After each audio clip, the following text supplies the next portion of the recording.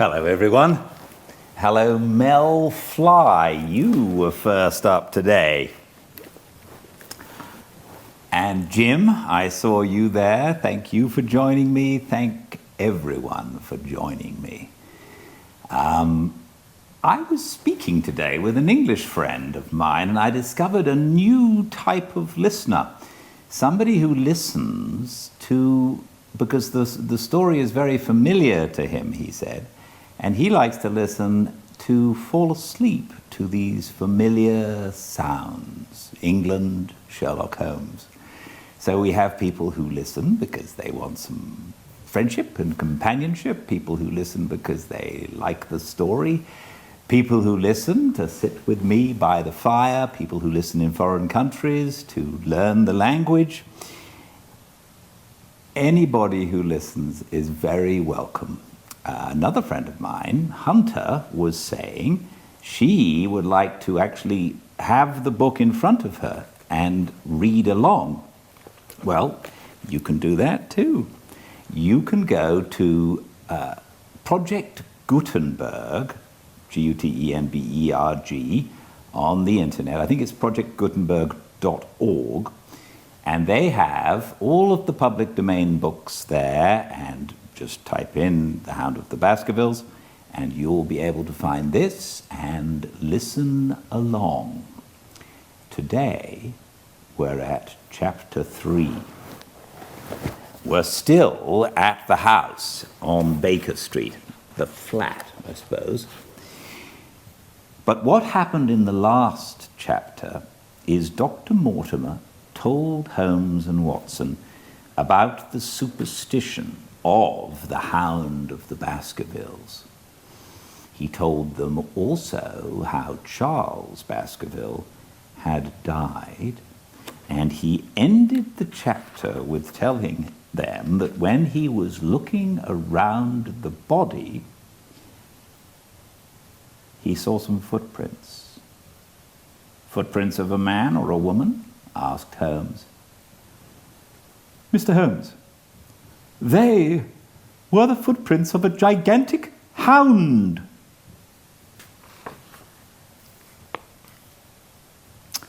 Welcome to a fireside reading of The Hound of the Baskervilles, Chapter 3. The Problem. I confess at these words, a shudder passed through me. There was a thrill in the doctor's voice which showed that he was himself deeply moved by that which he told us. Holmes leaned forward in his excitement, and his eyes had the hard, dry glitter which shot from them when he was keenly interested. You saw this? As clearly as I see you. And you said nothing? What was the use? How was it that no one else saw it? The marks were some 20 yards from the body, and no one gave them a thought. I don't suppose I should have done so had I not known this legend. There are many sheepdogs on the moor? No doubt, but this was no sheepdog. You say it was large? Enormous. But it had not approached the body? No. What sort of night was it? Damp and raw. But not actually raining? No. What is the alley like?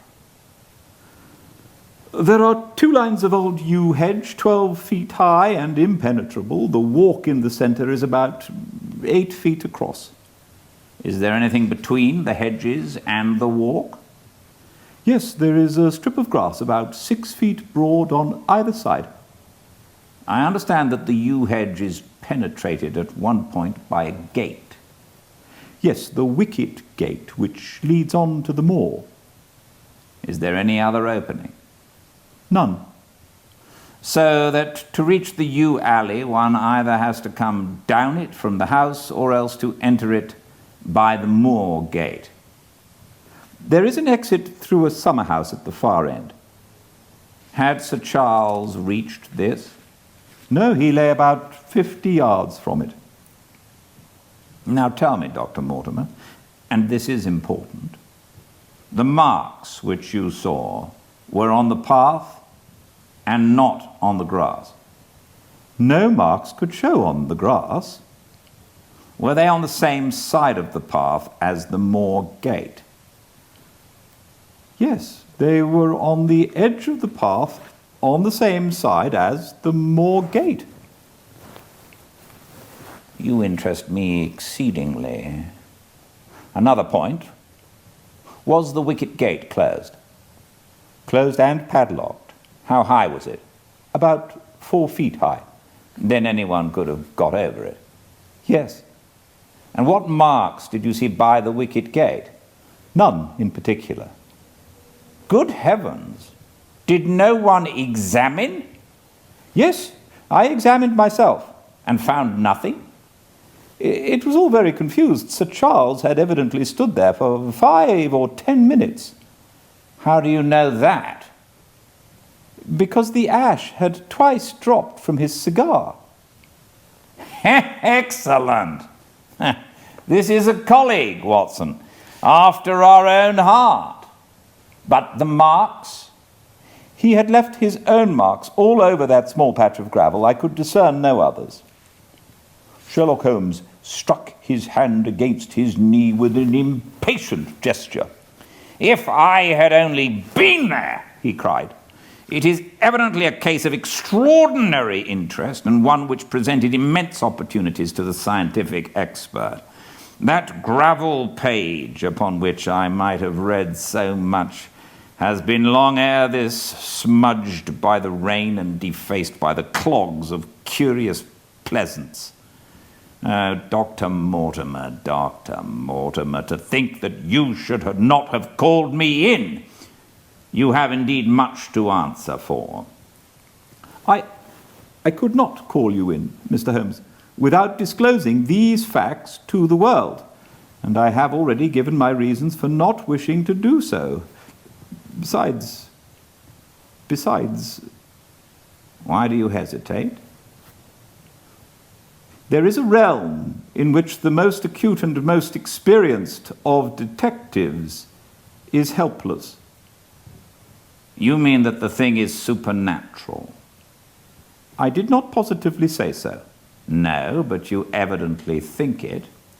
Since the tragedy, Mr. Holmes, there have come to my ears several incidents which are hard to reconcile with the settled order of nature. For example, I find that before the terrible event occurred, several people had seen a creature upon the moor which corresponds with this Baskerville demon, and which could not possibly be any animal known to science. They all agree that it was a huge, luminous, ghastly, and spectral. I have cross-examined these men, one of them a hard-headed countryman, one a farrier, and one a moorland farmer, who all tell the same story of this dreadful apparition, exactly corresponding to the hellhound of the legend. I assure you that there is a reign of terror in the district, and that it is a hardy man who will cross the moor at night. And you, a trained man of science, believe it to be supernatural? I do not know what to believe. Holmes shrugged his shoulders. I have hitherto confined my investigations to this world, said he. In a modest way, I have combated evil, but to take on the father of evil himself would perhaps be too ambitious a task. Yet you must admit that the footmark is material. The original hound was material enough to tug a man's throat out, and yet he was diabolical as well. I see that you have quite gone over to the supernaturalists. But now, Dr. Mortimer, tell me this. If you hold these views, why have you come to consult me at all? You tell me in the same breath that it is useless to investigate Sir Charles's death and that you desire me to do it. I did not say that I desired you to do it. Then how can I assist you?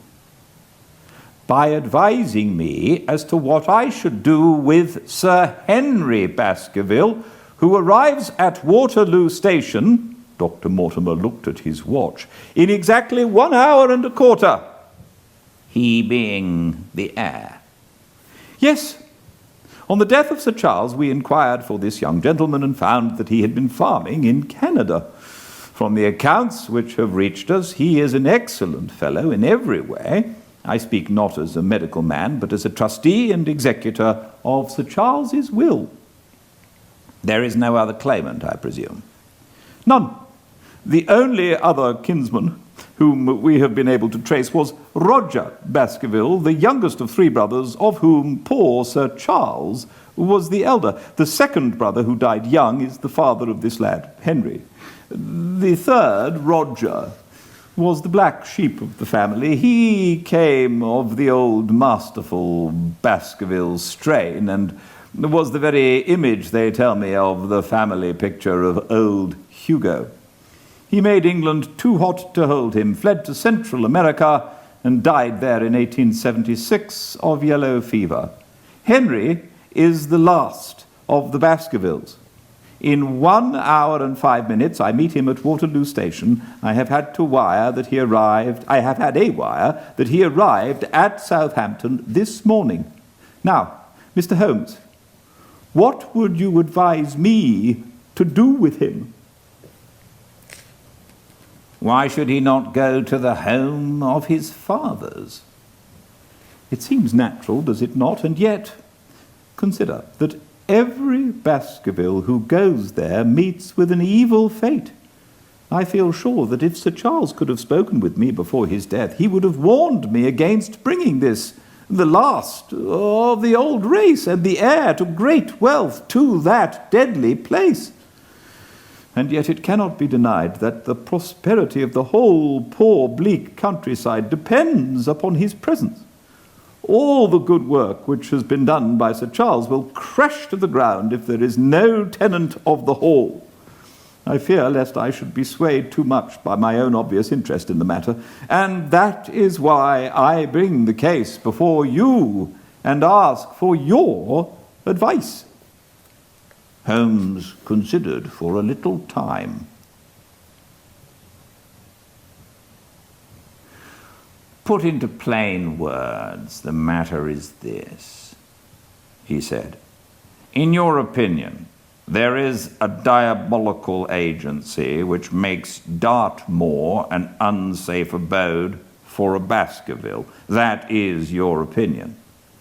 At least I might go the lengths of saying that there is some evidence that this may be so. Exactly. But surely, if your supernatural theory be correct, it could work the young man evil in London as easily as in Devonshire. A devil with merely local powers like a parish vestry would be too inconceivable a thing. You put the matter more flippantly, Mr. Holmes, than you would probably do if you were brought into personal contact with these things. Your advice, then, as I understand it, is that the young man will be as safe in Devonshire as in London. He comes in 50 minutes. What would you recommend? I recommend, sir, that you take a cab, call off your spaniel, who is scratching at my front door, and proceed to Waterloo to meet Sir Henry Baskerville. And then you will say nothing to him at all until I've made up my mind about the matter. How long will it take you to make up your mind? 24 hours. At 10 o'clock tomorrow, Dr. Mortimer, I will be much obliged if you will call upon me here, and it will be of help to me in my plans for the future if you will bring Sir Henry Baskerville with you. I will do so, Mr. Holmes. He scribbled the appointment on his shirt cuff and hurried off in his strange, peering, absent-minded fashion. Holmes stopped him at the head of the stair. "Only one more question, Dr. Mortimer. You say that before Sir Charles Baskerville's death, several people saw this apparition upon the moor." 3 people did. "Did any see it after?" "I have not heard of any." "Thank you. Good morning." Holmes returned to his seat with that quiet look of inward satisfaction which meant that he had a congenial task before him. "Going out, Watson?" "Unless I can help you." "No, my dear fellow, it is an hour of action that I turn to you. No, it is at the hour of action that I turn to you for aid. But this is splendid, really unique from some points of view. When you pass Bradley's, would you ask him to send up a pound of the strongest shag tobacco? Thank you. It would be as well if you could make it convenient not to return before evening. Then I should be very glad to compare impressions as to this most interesting problem which has been submitted to us this morning."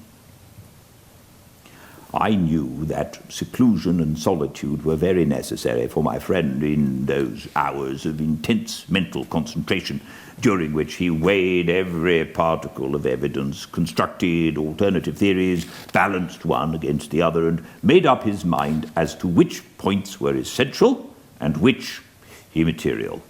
I therefore spent the day at my club, and did not return to Baker Street until evening. It was nearly 9 o'clock when I found myself in the sitting-room once more. My first impression as I opened the door was that a fire had broken out, for the room was so filled with smoke that the light of the lamp upon the table was blurred by it. As I entered, however, my fears were set at rest, for it was the acrid fumes of strong, coarse tobacco which took me by the throat and set me coughing.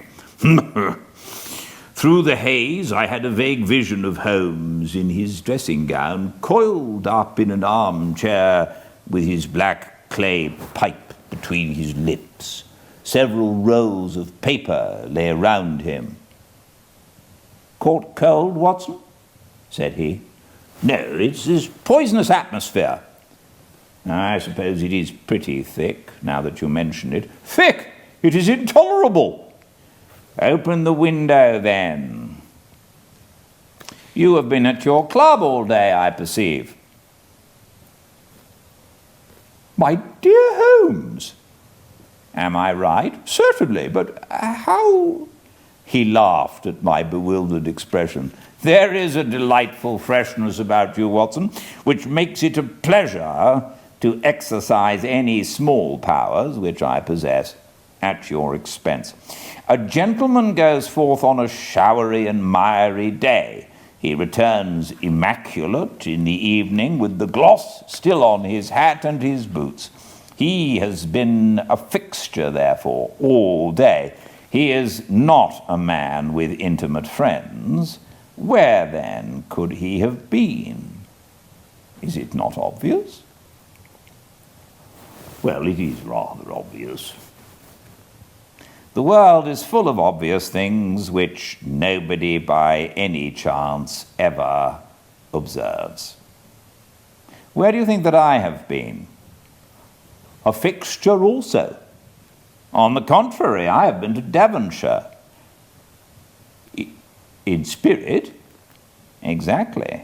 My body has remained in this armchair and has, I regret to observe, consumed in my absence 2 large pots of coffee and an incredible amount of tobacco. After you left, I sent down to Stamford's for the Ordnance Map of this portion of the moor, and my spirit has hovered over it all day. I flatter myself that I could find my way about." "A very large-scale map, I presume?" "Very large." He unrolled one section and held it over his knee. "Here you have the particular district which concerns us. That is Baskerville Hall in the middle. With a wood around it. Exactly. I fancy the yew alley, though not marked under that name, must stretch along this line, with the moor, as you perceive upon the right of it. This small clump of buildings here is the Hamlet of Grimpen, where our friend Dr. Mortimer has his headquarters. Within a radius of 5 miles there are, as you see, only a few scattered dwellings. Here is Laughter Hall, which was mentioned in the narrative. There is a house indicated here, which may be the residence of the naturalist Stapleton. If I remember right, that was his name. Here are 2 moorland farmhouses, High Tor and Foul Mire. Then, 14 miles away, the great convict prison of Princetown. Between and around these scattered points extends the desolate, lifeless moor. This, then, is the stage upon which tragedy has been played, and upon which we may help to play it again. It must be a wild place. Yes, the setting is a worthy one. If the devil did desire to have a hand in the affairs of men, then you are yourself inclining to the supernatural explanation? The devil's agents may be of flesh and blood, may they not? There are 2 questions waiting for us at the outset. The one is whether any crime has been committed at all. The second is, what is the crime and how was it committed? Of course, if Dr. Mortimer's surmise should be correct, and we are dealing with forces outside the ordinary laws of nature, there is an end of our investigation. But we are bound to exhaust all other hypotheses before falling back upon this one. I think we'll shut that window again, if you don't mind. It is a singular thing, but I find that a concentrated atmosphere helps a concentration of thought. I have not pushed it to the length of getting into a box to think, but that is the logical outcome of my convictions. Have you turned the case over in your mind? Yes, I have thought a good deal of it in the course of the day. What do you make of it? It is very bewildering. It has certainly a character of its own. There are points of distinction about it. That change in the footprints, for example. What do you make of that? Mortimer said that the man had walked on tiptoe down that portion of the alley. He only repeated what some fool had said at the inquest. Why should a man walk on tiptoe down an alley? What then? He was running, Watson. Running desperately, running for his life. Running until he burst his heart and fell dead upon his face. Running from what? There lies our problem. There are indications that the man was crazed with fear before ever he began to run. How can you say that? I am presuming that the cause of his fears came to him across the moor. If that was so, and it seems most probable, only a man who had lost his wits would have run from the house instead of towards it. If the gypsy's evidence may be taken as true, he ran with cries for help in the direction where help was least likely to be. Then again, whom was he waiting for that night, and why was he waiting for him in the yew alley rather than in his own house? You think that he was waiting for someone? The man was elderly and infirm. We can understand his taking an evening stroll, but the ground was damp and the night inclement. Is it natural that he should stand for 5 or 10 minutes, as Dr. Mortimer, with more practical sense than I should have given him credit for, deduced from the cigar ash? but he went out every evening. I think it unlikely that he waited at the moor gate every evening. On the contrary, the evidence is that he avoided the moor. That night, he waited there. It was the night before he made his departure for London. The thing takes shape, Watson. It becomes coherent. Might I ask you to hand me my violin? And we will postpone all further thought upon this business until we have had the advantage of meeting Dr. Mortimer and Sir Henry Baskerville in the morning.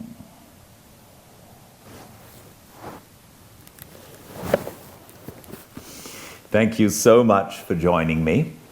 I look forward to seeing you tomorrow, same time. If you miss any chapter, please go to the YouTube channel, subscribe and like, please, if you do like. And I hope this helps just a little bit. And please, stay well. Good night.